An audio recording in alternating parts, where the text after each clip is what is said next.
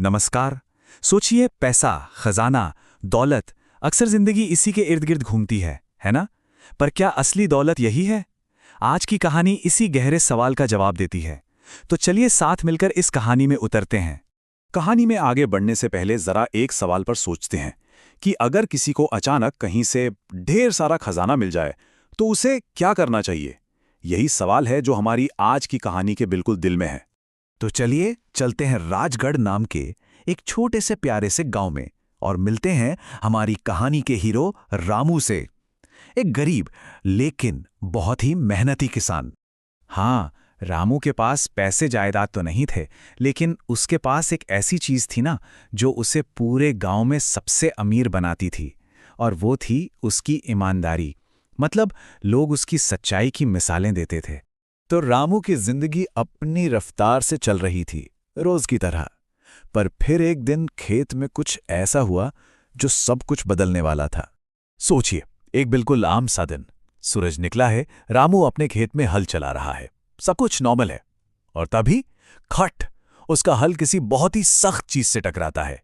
उसने उत्सुकता से मिट्टी हटाई और देखा कि जमीन के नीचे एक पुराना लोहे का संदूक गड़ा हुआ है। और वो पल जब उसने उस संदूक को खोला, बस सोच कर देखिए, उसकी आंखें तो जैसे फटी की फटी रह गईं।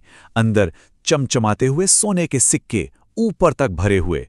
एक पल को तो शायद उसे यकीन ही नहीं हुआ होगा कि जो वो देख रहा है वो सच भी है। अब देखिए, उस चमकते सोने को देखकर किसी के भी मन में क्या होगा? रामू के अंदर भी एक जंग शुरू हो गई।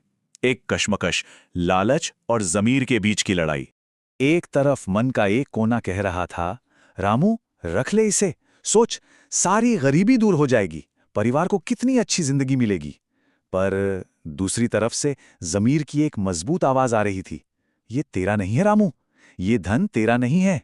और जानते हैं इस खींचतान में कौन जीता? रामू का जमीर, उसकी ईमानदारी। उसने पक्का इरादा कर लिया कि वो इस खजाने का एक सिक्का भी अपने पास नहीं रखेगा। उसे तो बस इसका असली मालिक ढूंढना है। यही यही तो उसकी सबसे बड़ी परीक्षा थी। और बस जैसे ही यह फैसला हुआ, रामू ने एक पल भी नहीं गवाया। वो संदूक उठाया और सीधा पहुंच गया गांव के मुखिया के पास। यहीं से सच्चाई की जीत का सफर शुरू हुआ। तो देखिए, हुआ क्या। मुखिया जी तो रामू की ईमानदारी देखकर दंग रह गए। ये बात आग की तरह पूरे गांव में फैल गई और फिर सब लोग मिलकर खजाने के असली मालिक को खोजने में जुट गए। कुछ ही दिनों की खोजबीन के बाद पता चला कि यह संदूक तो गांव के पुराने जमींदार का था।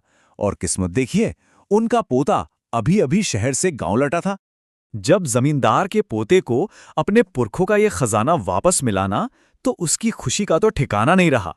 पर उससे भी ज्यादा वो रामू की ईमानदारी देखकर हैरान था। उसे यकीन ही नहीं हो रहा था कि आज के जमाने में भी कोई इतना सच्चा हो सकता है। पर रुकिए, कहानी यहां खत्म नहीं होती। असल में कहानी का सबसे दिलचस्प हिस्सा तो अब शुरू होने वाला था, क्योंकि रामू को उसकी ईमानदारी का जो सिला मिला वो उन सोने के सिक्कों से कहीं कहीं ज्यादा कीमती था। तो जैसा कि कोई भी करता, जमींदार के पोते ने रामू को इनाम में कुछ सोने के सिक्के देने की पेशकश की। पर रामू ने बड़ी ही विनम्रता से हाथ जोड़कर मना कर दिया और कहा, साहब, मैंने तो बस अपना फर्ज निभाया है।